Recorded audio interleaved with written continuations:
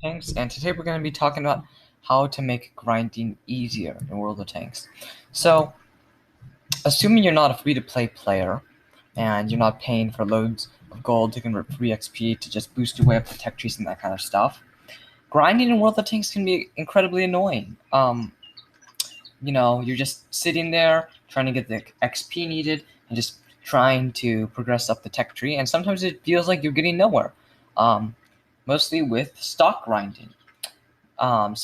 With that, there's two types of grinding. There's the type of grinding where you have a tank fully or almost fully researched. You have the main components, at least the most important ones, and then you're just trying to get the however much XP needed to get the next tank. In this case, it's the 1390 for me because I'm trying to go to the 13105. And then the second type of grinding is stock grinding. So, what better example to show stock grinding than the Stug 3B? Yeah. First of all, look at this gun. It's incredibly short. But second of all, notice 43 millimeters of penetration at tier 4. Yeah, it's not advisable to play with this. I played with this a while ago, back on my first account, and I just sucked in this tank. I played like 50 battles with stock. I was terrible at the time. Combine that with a terrible stock grind, and it was really painful. Another example is on the SG1 right here. When completely stock, 217, it has like no turret armor. It's not the fastest tank, only 11 power to weight ratio, and the gun accuracy isn't too good. It's pretty horrific. So with that being said, how do you alleviate the pain of a stock grind? Well, first of all, most stock grinds that I see, they have something. They have one of two things in common. First of all, the tank doesn't have enough penetration or doesn't have enough armor. So if I bring King's GG up here, let's take, for example, again, the SG1. And let's just say it's stock. Yeah, no armor.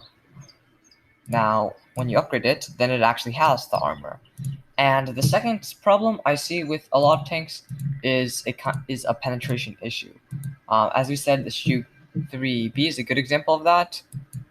And then the IS is also a really good example, because 120 penetration is also not very adequate for a tier 7 heavy. So the two main issues, to recap, are not enough armor and not enough penetration.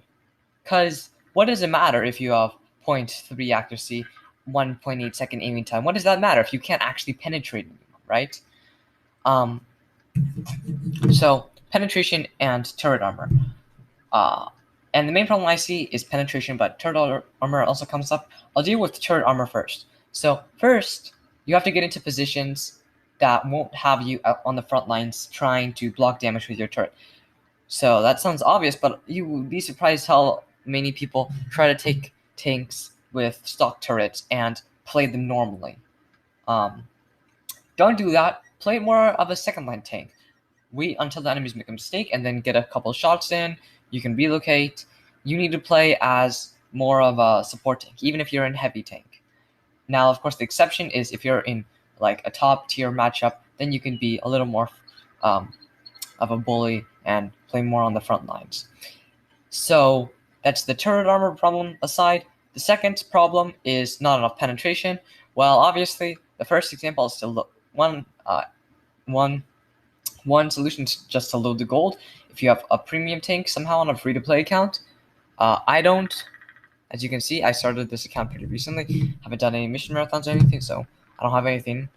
But load the gold.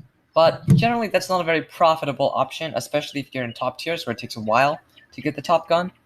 So, my solution is go to places that you can penetrate people. For example, on the P tier, the stock gun, it has 140 penetration. Now, that's not completely atrocious for tier 7. It's not like the ISS 120, but it's generally not enough to compete against equal tier, at least heavy tanks.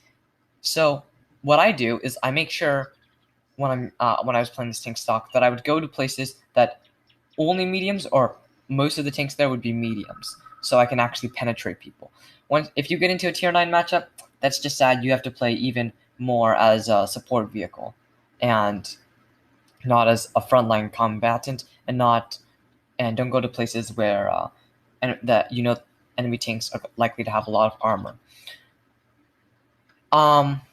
So that's how to deal with low penetration and bad turret armor. Now let's get just to normal grinding.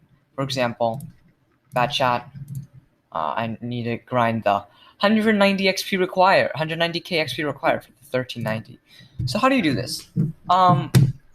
It's a couple of things. First of all, you always get a ×2 multiplier for the day on your first victory of the day.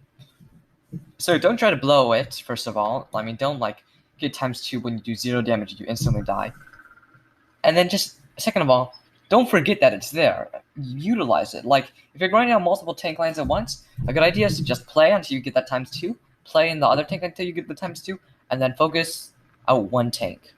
Right now I'm focusing mainly on the bad chat, but I also occasionally play in the Peter because I just want credits and also this radio. But I'm playing the bad chat because I need the 190k XP. So focus, get your 2 times bonuses and then focus out one tank. Another way to do it to get more XP is missions. For example, we've recently had the July 4th missions. You can tell by my Canadian bad chat 12T. And I managed to get a lot of XP doing that. I managed to get my Peter from, I think, what was, I got it from 50k XP up to 95k, or 60k to 95. I got something between 30 and 40k XP during that event. I got 40k XP, and that allowed me to research the Pantera without hesitation. So, go to the Wargaming portal and look at the news, because chances are, sooner or later, you'll find an event that allows you to get ×5 XP for the first victory of the day, or even ×3 and that kind of stuff. And when you do that, you really need to get that first victory of the day in the tanks that you're grinding. Final word to note is be strategic in when you're collecting premium days. So, what do I mean premium days? You're a free-to-play player. Well, that can come from Battle Pass. You get a premium day on level 11, 21, 31, and 41.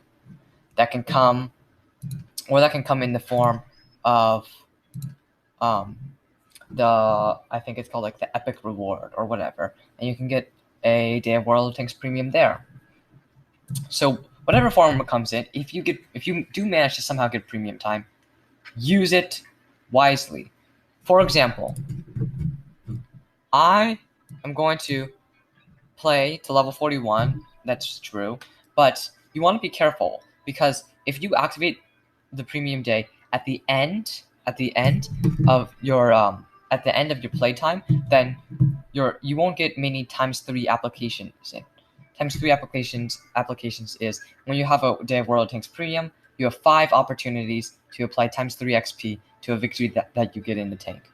So instead, wait until the beginning of the day, so get up to 46 out of 50 points for level 41, and then the second you unlock the premium day, go forward, and or the second you are that close on the next day, then quickly get the premium day and then use all your ×3 XP bonuses for that day, and then on the next day you can use it again, rather than only using it effectively on one day.